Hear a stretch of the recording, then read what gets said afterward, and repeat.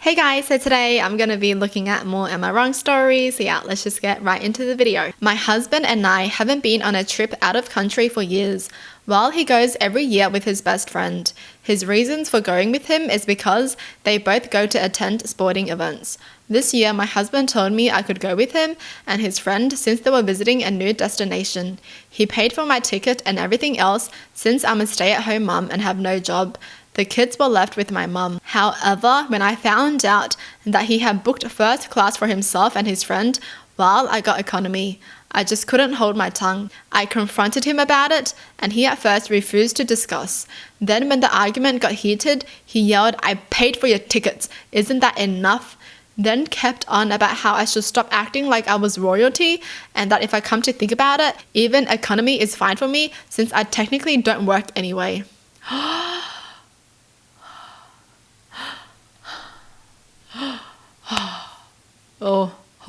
I cried because of what he said, but decided to not just go altogether. He changed his tone and started begging me to just go with what he planned, but I declined.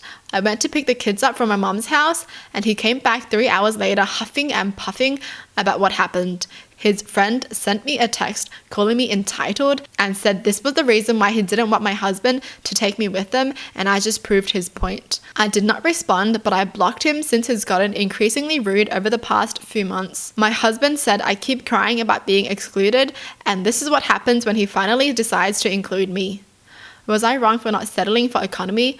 By the way, he's perfectly capable of financing the trip. As he should though, she's a stay-at-home mum. He should be paying for her stuff.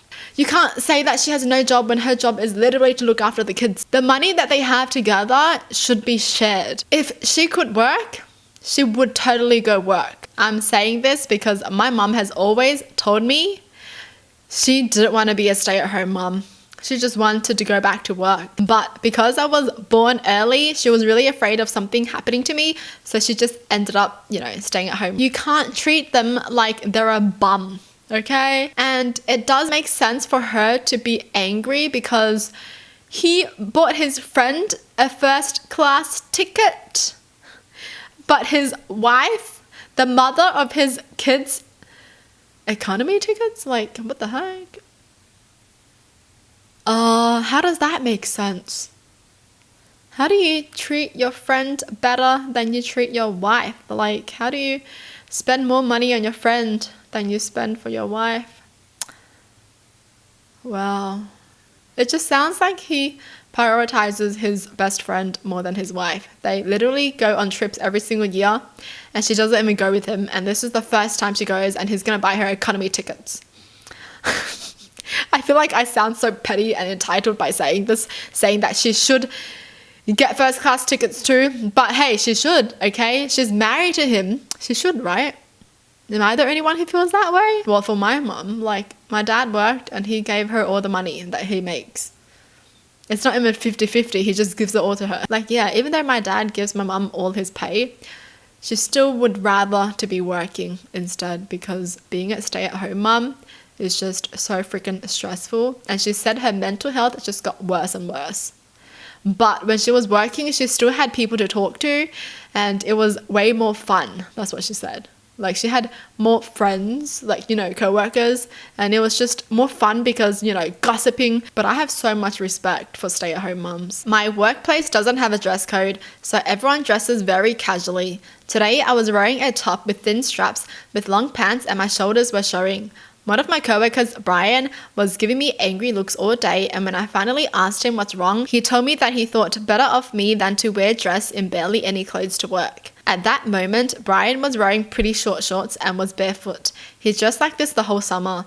The office is carpeted. He only puts on his slippers if he's going to the bathroom or the kitchen. I told Brian that I will start covering up my shoulders when he starts wearing shoes to the office. If I have to watch his hairy toes at work, he can deal with the sight of my shoulders.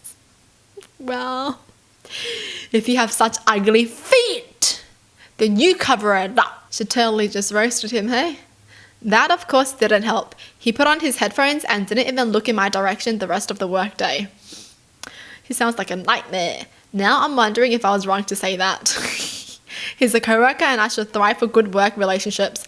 But I felt insulted, so kicked back at him. He totally deserved it though. Like, who the heck is he to tell her to not show her shoulders? Like, how old are they? They're literally working like a top with thin straps. Like, literally what I'm showing my shoulders. If someone's going to be like, Ellen, cover up your shoulders because no one wants to see your shoulders, that's inappropriate. I would be like, maybe you should cover up your face because no one wants to see it. Some people are annoying, man. I love how she clapped back at him though. My late husband passed away from a car accident when I was 4 months pregnant. It's been difficult without him, but my family did so much to support me. I moved in with them a month after. At the funeral, my older brother asked for a minute to talk, then asked me if I really wanted to go through with my pregnancy. I was shocked when I heard this, but even more shocked when he suggested that I make the right decision, not an emotional decision, and reconsider having my son. He gave many reasons why, including the fact how single, widowed mum are considered too much of baggage for so many men to date. I lost it on him and kicked him out. That was the last time we saw each other. How could you say that? My son is now 3 weeks old. Whole family met him and were happy to welcome him. My parents asked if I could let my brother come meet my son even for a few hours. I refused, but they said I was making a mistake robbing my son of a future loving relationship with his uncle. Yeah, he's not gonna miss that. No. They asked that I don't let my emotions dictate a decision that might have a lasting impact, but I said no. My extended family got involved and started pushing, especially after my brother started insisting, saying my husband was a dear friend of his, and what I'm doing right now would make my husband upset if he saw it. Am I being bitter and selfish? No, I would not welcome him either. Like, if I was in that situation,